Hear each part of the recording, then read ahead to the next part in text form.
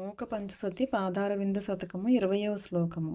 నిషక్తం శృధ్యంతే నయనమివ సధృత్త రుచిరైః సమైర్జుష్టం శుద్ధైర్రధరమివ రమ్యైర్ద్విజగణైః శివే వక్షోజన్మద్వితయమివ ముక్తాశ్రితముమే త్వదీయం కామాక్షి ప్రణతశరణం నౌమి చరణం.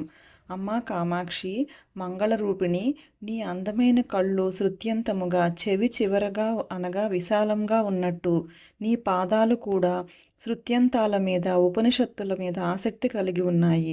మంచి వృత్తాలతో సమానంగా స్వచ్ఛంగా ప్రకాశిస్తున్న అందమైన ద్విజగణాలతో కూడిన దంతాల వరుసతో నీ పెదవిలాగానే నీ పాదాలు కూడా ద్విజగణాలతో బ్రాహ్మణ గణాలతో కూడి ఉన్నాయి.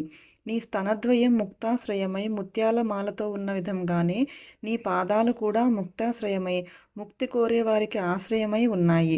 నమస్కరించే వారికి దిక్కై ఉండే దివ్యమైన నీ పాదాలకు నేను నమస్కరిస్తున్నాను అని భావము.